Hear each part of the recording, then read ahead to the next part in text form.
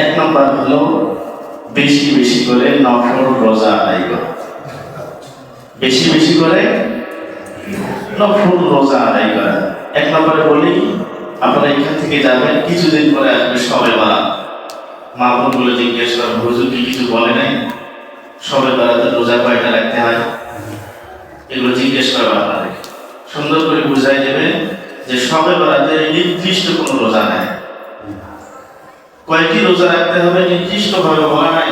আল্লাহ রাসূল সাল্লাল্লাহু আলাইহি সাল্লাম তার জীবনে সব থেকে যে মাসটি বেশি রোজা রাখছিলেন সেটি হলো শাবান মাস। জয় সুবহানাল্লাহ। শুধু শেষের দিন হাদিসের মধ্যে নিষেধাজ্ঞা আছে, অর্থাৎ রমজান কালকে হওয়ার সম্ভাবনা আছে এমন এই শেষের দিনটা, শেষের দিন বাদ দিয়ে শাবান মাসের শুরু থেকে তিনি প্রায় দিনগুলোতেই আল্লাহ রাসূল সাল্লাল্লাহু আলাইহি সাল্লাম রোজা রেখেছিলেন। আমাদের দায়িত্ব আমরা যেন এই শাবান মাসের প্রায় দিনগুলোতে রোজা রাখতে পারি। আল্লাহ তাআলা দান করে। আমিন। আর দুই নম্বর বিষয় হলো, গত বছরে রমাদান মুবারক মাসে কারো যদি রোজা কাজা থাকে, বিশেষ করে মা বোনদের ব্যাপারে আপনারা বুঝাই দিলেন যে অসুস্থজনিত কারণে কোনো মা বোনের যদি রোজা কাজা হয়ে থাকে, সেই কাজা রোজাগুলো যেন সামনে রমজান আসার আগেই, অর্থাৎ এই শাবান মাসে এটা আদায় করে। এটা হলো দুই নম্বর আমল। বা তিন নম্বর আমল হলো এই মাসে নিজেকে শিরক ও হিংসা থেকে বিরত থাকতে হবে।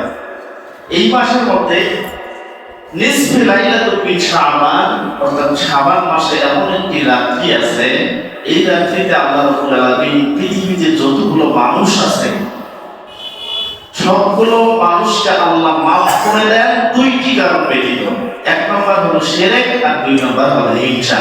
এই দুই শ্রেণীর মানুষ ছাড়া সমস্ত মানুষকে আল্লাহ রাব্বুল আলামিন এই রাত্রিতে মাফ করে দেন। সুবহানাল্লাহ।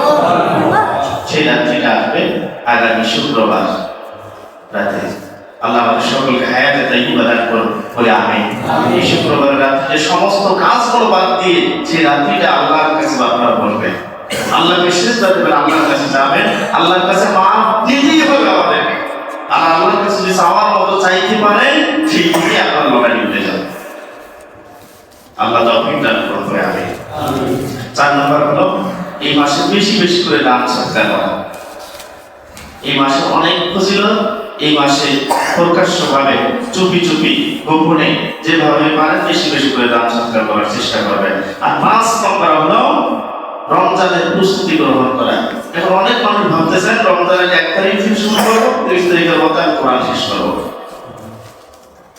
অনেকে ভাবতেছেন রমজান শুরু হলে আমি তাহাজ্জুদের নামাজ আদায় করা শুরু করে দেবো। অনেকে ভাবতেছেন রমজান আসলেই আমি ভালো ভালো হাদিসের বইগুলো পড়া শুরু করবো। না, আপনি এখন থেকে শুরু করে দেন।